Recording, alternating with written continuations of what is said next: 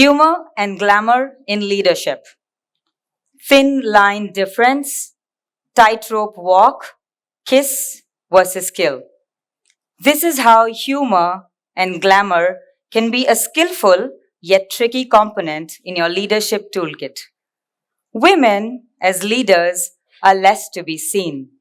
Women as leaders who continue to flaunt their own style are lesser to be noticed. Women as leaders who continue to retain humor in their leadership are the least to be found. From childhood, women are conditioned to remain soft, speak softly, be well behaved, etc. Owing to this conditioning that the mind undergoes from childhood, the brain gets attuned to be in line with the frequency of being the time tested image of being a woman and the time evolved image of being a woman in leadership. Very often, we hear statements like, "Why are you laughing so loud? Your voice is audible outside the room." Or, "That joke inside there could have been avoided," etc. And to be in line with this time tested image, behaving like this becomes natural to us. I am a strong advocate of humor, the game changer for women. Let me share a short snippet. I once had to give a presentation on cost cutting, a plan and approach, a topic that is never welcome. So when I walked into this room filled with silence and seriousness, I could sense heavy air. So before I opened up the presentation for my executives in the boardroom, I asked casually, "So are we cutting cost on our smiles as well, or is it only limited to our operational costs?" That immediately lightened the air and everyone started laughing. And I knew that both my plan and approach were sold. Let's look at HQ, humor quotient, the how and why of humor. How? Know how of the how of humor. Genuine, natural, and kind. Always ensure that your humor is genuine and truthful. Humor is not a stand up comedy. You are not doing stand up as a leader. You don't have to crack jokes to make people laugh. Instead, share your own stories. And what can you do for this? Whenever you share your bitter experiences, add a fun element to it. When you leverage humor naturally, your power becomes double. When you are kind in your humor, be sure that you do not hurt people, emotions, values, etc. 2 funny tips. Do not be party to humor that is dark, unless you like color. Rumor is not humor, unless you're a gossip monger. Let's move on to the high in the why of humor.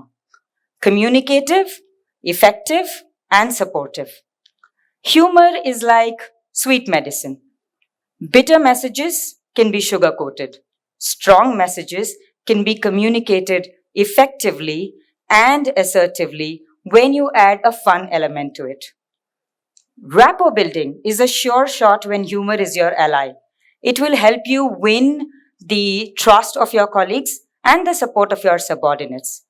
Also, when you want to communicate messages, when you use funny punchlines, retention and recall is guaranteed, especially when messages have to be cascaded. When you're funny, you win the engagement and friendship from audience and teams. 2 funny tips. Overdose can be fatal unless you're an addict. Allow time for the humor to take effect unless it is direct. Now, let's move on to GQ, the glamour quotient. Glamour is like the hammer in your career. It can either nail it in or hammer it down. It is said that when all you have is a hammer, everything around looks like a nail. Unfortunately, this is true in the case of glamorous women as well. Everything that they do gets connected to glamour. Their armor, glamour, humor, enamor, None of this hits the limelight as much as glamour does. Unfortunately, only the word scammer rhymes with the word glamour for such women. So, when I was in my early 20s to my early 30s, I was extremely conscious of the colors that I wore to work, the kind of pattern of clothes that I selected. Every time I went shopping, I would look at a dress and say, this is a safe bet. I should buy this. I feared judgment. I wanted to avoid criticism based on the way I dressed or carried myself. Till I heard rumors and comments, even about women who were covered tip to toe.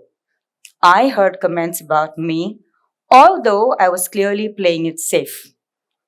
So that's when I developed the guts to flaunt red lipstick, pink nail paint, high heel shoes, attractive jewelry, etc.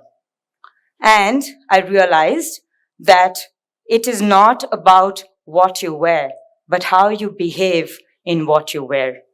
Also, I realized that wear and tear is interlinked. Irrespective of what you wear, someone will tear your reputation anyway. So, don't be worried about it. Does that mean that we should not indulge in glamour? Absolutely not. Just like elegance is an attitude, so is glamorous. You can add a glam effect and still carry an aura of class and confidence. Two funny tips. The glamorous you will shoo away many. Be happy and proud. Flaunt it. The glam you will attract way too many. Be happier and proud. Discount it. So that brings us back to where we started. Thin line difference. There is a very thin line difference between being humorous and being mean. Watch your words and thoughts. What you think is funny may not be funny at all. There is a very thin line difference between being glamorous and, you know what, tightrope walk. Balance humor in your leadership. Too much is too bad, too less is too dry. Use glamour as a differentiator only when and where needed. Glamour all the time will go out of fashion. Kiss versus kill. Kiss. Keep it short and simple, your glamour intent. Keep it long and lasting, kill, your humor intent. HQ plus GQ is equal to LQ, love quotient. People will love you for who you are and what you do. Big shout out to all those women who carry a funny bone and I am sexy syndrome. Thank you very much for the splendid opportunity. That's all that I had for today.